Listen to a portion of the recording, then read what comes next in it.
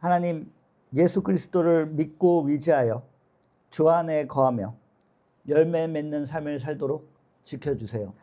예수님 이름으로 기도드립니다. 아멘.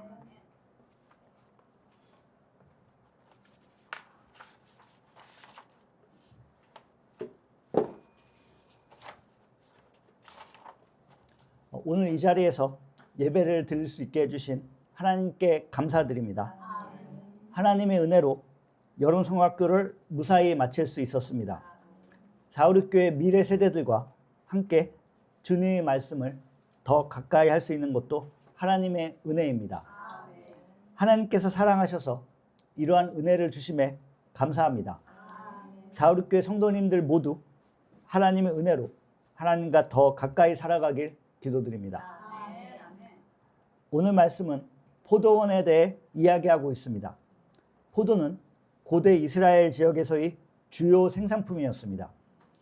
예수님께서는 요한복음 15장 5절에서 나는 포도나무요 너희는 가지니 저가 내 안에 내가 저 안에 있으면 이 사람은 과실을 많이 맺나니 나를 떠나서는 너희가 아무것도 할 수 없음이라 라고 말씀하셨습니다. 포도원은 이스라엘 사람들에게 중요하고 포도나무의 과실을 맺는 것은 이스라엘이 역사와 문화적으로 매우 중요한 의미를 가지고 있었습니다. 논농사가 발달한 대한민국이나 일본과는 다르게 저수지 등의 물 조장고를 만들지 않아도 뿌리가 깊어 산과 계곡 등에서 잘 자랄 수 있는 포도나무는 이스라엘이 주요 자산이었습니다. 또한 더운 지역에서 잘 자랄 수 있는 포도나무는 그 시대의 주요 생산품이라서 창세기의 노아에서도 포도나무에 대한 기록이 있을 정도로 그 지역 문화에서 중요한 나무였습니다. 오늘 본문 1절 말씀에서는 나는 내가 사랑하는 자를 위하여 노래하되 내가 사랑하는 자의 포도원을 노래하리라. 내가 사랑하는 자에게 포도원이 있으며 심히 기름진 사내로다 라고 기록되었습니다. 저자는 사랑하는 자에게 포도원이 있고 심히 기름진 산에 위치했다고 말했습니다. 저자는 사랑하는 자를 위하여 노래한다고 말했습니다. 요한일서 4장 7절 8절의 말씀에서 하나님은 사랑이라고 기록되어 있는데 사랑하는 자들아 우리가 서로 사랑하자.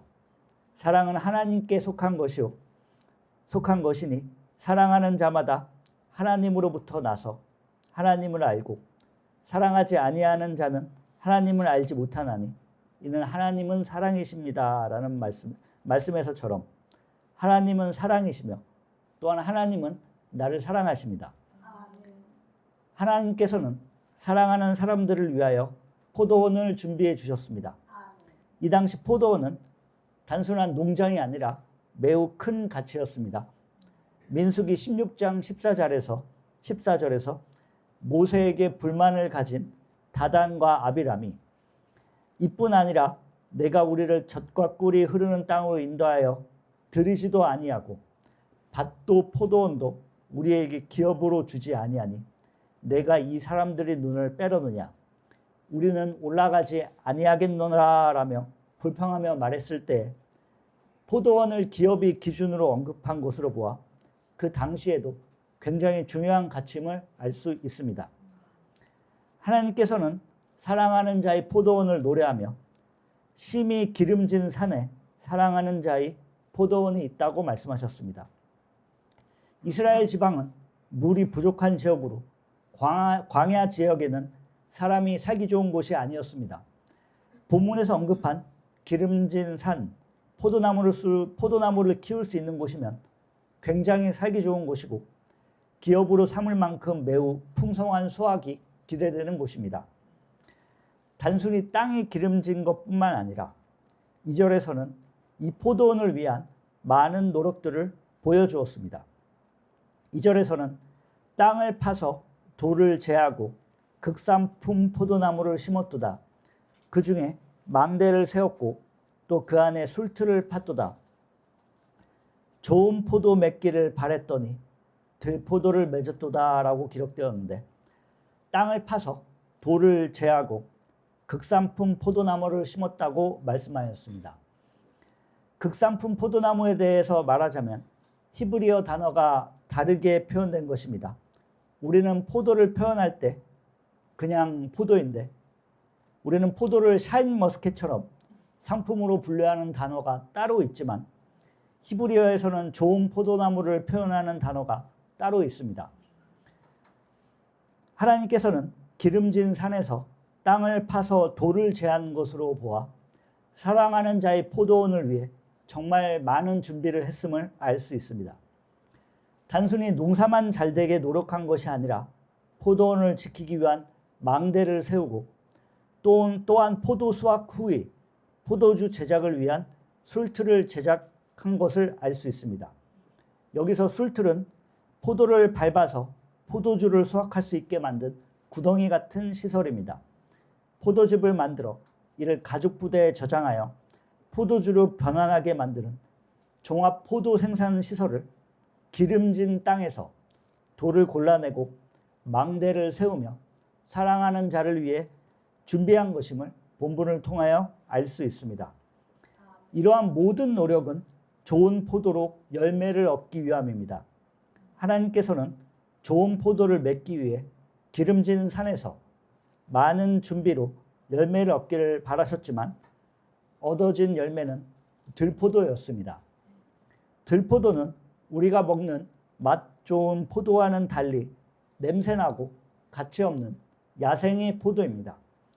좋은 포도를 얻으려고 힘들게 포도 농장을 일구었는데 얻어진 열매는 악취나는 신포도였습니다. 이는 그동안 포도원을 만든 노력을 물거품으로 만드는 형편없는 결과이며 하나님께서 준비하신 이 모든 조건들, 기름진 땅, 돌을 골라내고 망대를 세우며 술틀을 만들었던 모든 것들이 결국 무익한 열매로 나타났습니다. 하나님께서는 이 세상을 창조하셨는데 하나님께서 만드신 세상이 좋은 포도처럼 달고 향기로우며 추 좋은 포도주 등으로 바뀔 수 있는 아름답고 훌륭한 세상이 아니라 악취나며 쓸모없는 무익한 열매로 나타났습니다. 이것은 하나님께서 만드셔서 그렇게 된 것이 아닙니다.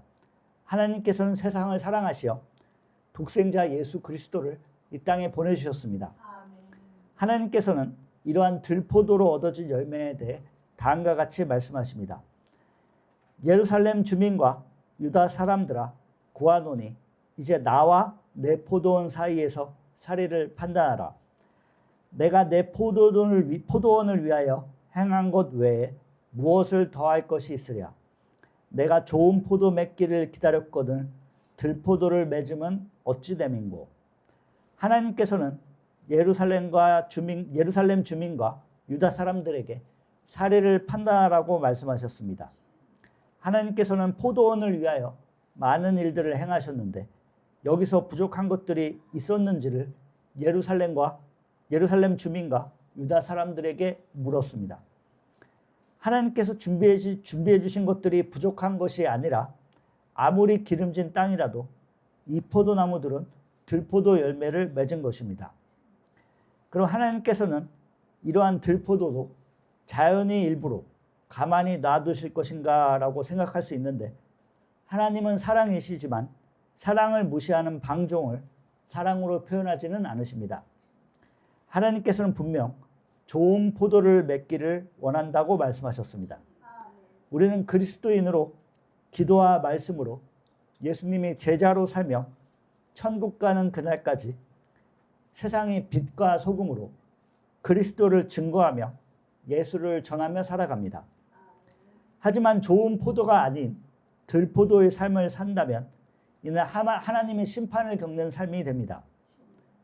하나님께서는 성경 속에서만 가르침으로 존재하고 실제 생활에 아무런 영향을 미치는 지식이나 이데올로기가 아닙니다.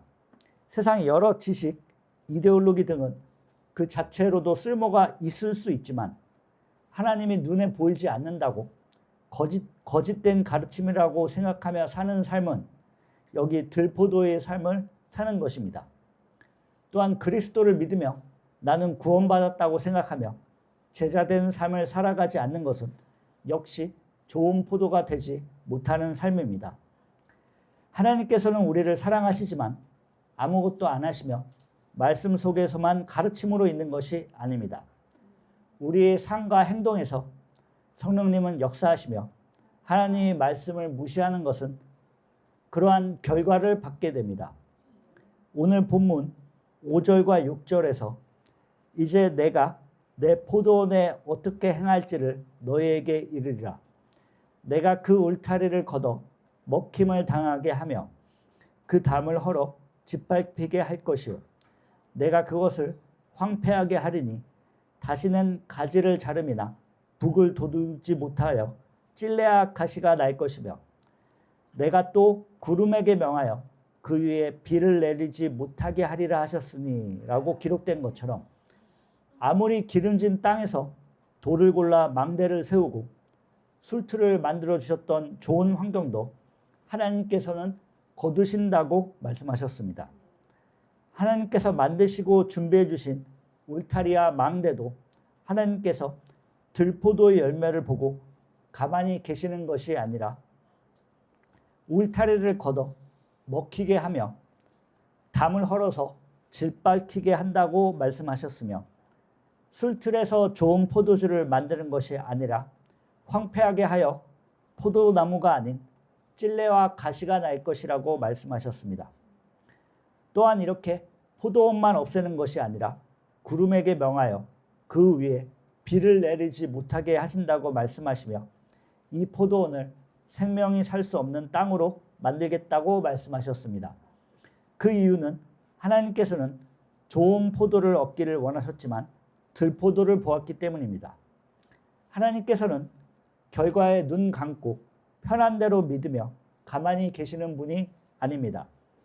본문이 이사야 시절이 이스라엘과 유다는 아수르 침략에 의해 나라가 멸망의 기로에 있던 시절입니다. 이스라엘 백성은 다윗과 솔로몬의 시절처럼 블레셋을 물리치고 성전을 세우며 세상 모든 부귀영화가 가득한 다윗 왕국이 영원할 것이라고 생각했지만 현실은 강대국 아수르에 의해 국가 멸망이 기로에 서 있던 시기였습니다. 그럼 애굽이 이스라엘과 유다를 구원할까? 이스라엘을 구원하신 하나님은 어디 계실까를 계속 고민하던 이 시기에 하나님께서는 이사야 선지자를 통해서 이스라엘과 유다 백성에게 좋은 포도를 원했지만 나았던 것은 들포도라고 말씀하셨습니다. 이스라엘과 유다 백성은 다윗과 솔로몬 이후에 하나님 말씀을 따르며 신실하게 살아갔을까요? 그렇지 않습니다. 그 많은 부귀영화도 한순간에 날아가고 남겨진 것은 들포도뿐이며 하나님께서는 이런 들포도와 같은 이스라엘 백성에게 더 많은 사랑과 회복을 이야기하신 것이 아니라 하나님께서 준비하신 포도원을 거두며 헐 것이라고 말씀하셨습니다. 왜 하나님께서 이러한 말씀을 하셨는지 오늘 본문인 7절 말씀을 같이 읽어보며 알아보겠습니다. 7절을 함께 읽겠습니다. 무릇 만군의 여호와의 포도원은 이스라엘 족속이요 그가 기뻐하시는 나무는 유다 사람이라. 그들에게 정의를 바라셨더니 도리어 포악이요 그들에게 공의를 바라셨더니 도리어 부르짖음이었도다. 아멘. 하나님께서는 여호와의 포도원은 이스라엘 족속이요 하나님께서 기뻐하신 나무는 유다 사람이라고 말씀하시며 그들에게 정의와 공의를 바라신다고 기록하였습니다. 본문에서 정의와 포악, 공의와 부르짖음은 히브리어 단어들과는 발음의 유사함으로 강조하는 표현입니다. 강조하는 표현으로 하나님께서는 이스라엘과 유다 백성들에게 정의와 공의를 바라시며 많은 준비를 해주셨지만 돌아온 것은 포악으로 표현된 불법이며 부르짖음으로 나타난 비명, 시끄러운 소리입니다. 하나님께서 사랑으로 준비해 주신 것들을 세상 인간은 사랑이 아닌 악으로 열매를 맺었습니다. 내 기준, 내 생각으로 살아가는 것은 하나님께서 주신 사랑과 성품들이 아닙니다. 말씀에 비추어 기도드리며 주님께 나아가는 삶이 올바른 삶이고 좋은 포도나무의 열매를 맺는 삶이며 자기 기준, 세상 방법으로 사는 것은 그것이 아무리 풍요로워 보일지라도 들포도의 열매를 맺는 삶입니다. 하나님은 사랑이시며 우리에게 많은 것을 주셨습니다. 우리들이 가진 시간, 건강, 물질, 가족 등은 하나님께서 사랑하시는 자들에게 주신 포도원 같은 기업입니다. 그렇지만 이렇게 좋은 기업으로도 들포도의 열매를 맺는 길을 가면 안 됩니다. 이스라엘 백성은 솔로몬이 부귀영화 이후에도 하나님을 멀리하고 세상을 쫓아가다가 아수르, 바벨론에 의해 멸망하고 포로로 끌려갔습니다. 하나님께서 능력이 없고 사랑하지 않으신 것이 아니라 하나님께서 아수르를 도구로 포도원이 들포도들을 거두고 허무시는 과정입니다. 우리는 하나님을 믿는 삶 속에서 사랑만 있고 희락과 화평과 복만 있을 것이라고 생각해서는 안 됩니다. 하나님께서는 예수 그리스도를 믿고 구원받는 자녀의 삶을 살라고 하셨습니다. 이는 무시해도 되는 개념들이 아니라 우리 삶에서 기도와 말씀으로 매일 실천하며 주님께 나아가는 삶으로 열매 맺어야 합니다. 누가 들포도냐, 나는 최상급 포도다라고 정죄하는 것이 아니라 내 자신이 하나님께 기도드리며 예수님을 의지하고 삶을 살아가야 합니다. 이번 여름 성경학교에서 사우르교회 미래 세대들과 선생님들, 집사님들과 예수 그리스도와 함께하는 믿음의 항해를 함께 해주신 하나님께 감사드립니다. 하나님께서 주신 좋은 포도원처럼 사우르교회 어린이들, 청소년들과 함께 좋은 포도나무로 열매 맺는 삶을 살아가길 기도드립니다. 하지만 우리에겐 떠난 영혼들을 위해 기도드리는 것과 서로 덕을 쌓으며 권면하여 선을 이루는 것도 필요합니다.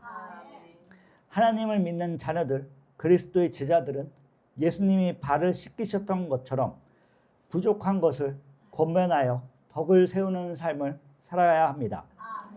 저는 부족하고 사람은 완벽하지 않지만 말씀 안에서 서로 권면하고 땅을 골라내고 망대를 세우며 술틀을 만들던 것처럼 교회의 지체들이 그의 나라와 그의 의를 위하여 함께 준비하는 것이 그리스도의 제자된 삶입니다.